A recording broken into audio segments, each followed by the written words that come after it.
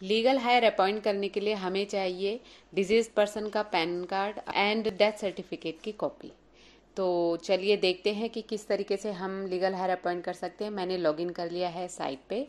अब मैं authorise partner में जाकर टैब में जाकर एक क्रिएट करूंगी request deceased legal heir appoint होने की। ठीक है, इसके बाद मैंने क्या करना है कि उस डिजीज की मुझे पैन नंबर की कॉपी में से पैन देख के यहाँ पे टाइप कर देना है। देखिए इस जगह पे मैं जहाँ पर लिखा हुआ है डिटेल ऑफ द डिजीज में पैन नंबर में मैं डिजीज का पैन नंबर टाइप कर दूंगी।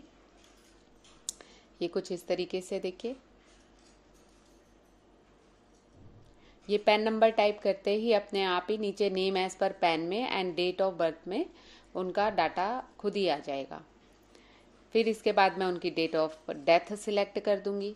ओके, फिर उसके बाद ये मेरे से पूछेगा इनका मैं detail of all legal higher की। तो अब क्योंकि इनके पास सर्वाइवल सर्टिफिकेट नहीं है, मैं बैंक का सर्टिफिकेट लगा रही हूँ, इसलिए सिर्फ मैंने एक ही यहाँ पे शो कर दिया जो इनकी मिसेज हैं उनको। उनका उनकी उन्हीं की आईडी खोलकर मैं यहाँ पर उनको अपॉइंट कर रही हूँ, तो इसलिए उनका नाम अपने आप आ जाएगा। और यहाँ प्रूफ में मैं आधार नंबर लगा देती हूँ क्योंकि आधार कार्ड में जो है उनके हस्बैंड का नाम आया हुआ है ना, इसीलिए।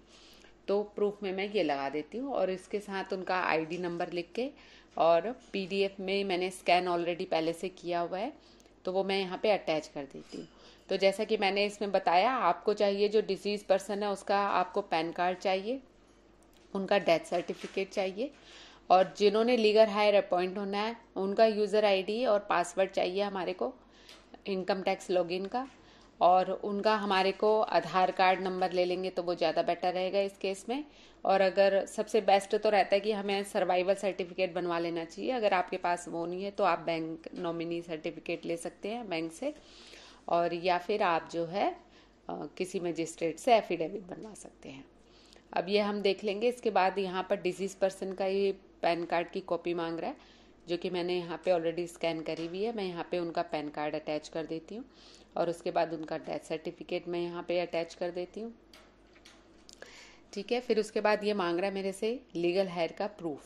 तो प्रूफ में मैंने यहाँ पर बैंक का लगा दिया है जिसमें दे रखा है उनका नॉमिनी है ये, और इसको मैं अटैच करके एक बार देख लेती हूँ सबमिट करके। अगर कोई एरर आता है तो फिर हम फिर से इसको चेक कर लेते हैं। अब मैं इसको कंटिन्यू करती हूँ और कंटिन्यू करने पे यहाँ पर एक मुझे एरर शो हो रहा है तो उसको भी मैं ठीक कर लेती हूँ। तो वो है मेरे से पूछ रहा है, देखिए ऊपर चलते हम, ये मेरे से पूछ रहा है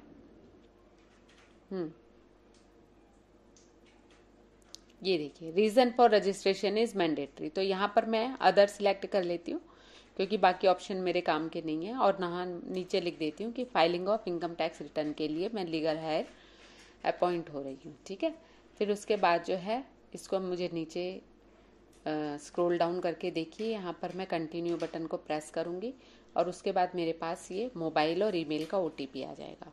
मोबाइल और ईमेल का ओटीपी डालने के बाद मैं वेरीफाई करूँगी तो मेरी रिक्वेस्ट सक्सेसफुली सबमिट हो जाएगी। और 1-2 दिन के बाद चेक करने के बाद वहाँ से मुझे पता चल जाएगा, दोबारा चेक करना पड़ेगा कि वो मेरा लीगल हायर अपॉइंट मैं हुई हूँ या नहीं हुई हूँ।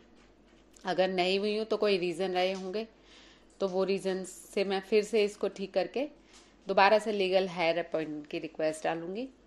एंड उसके बाद जो है मैं अपनी लॉगिन आईडी से डिजीज पर्सन की, जिनका लीगल हायर में इनको अपॉइंट कर रही हूँ, उनका जो है इनकी लॉगिन आईडी से मैं रिटर्न फाइल कर पाऊंगी।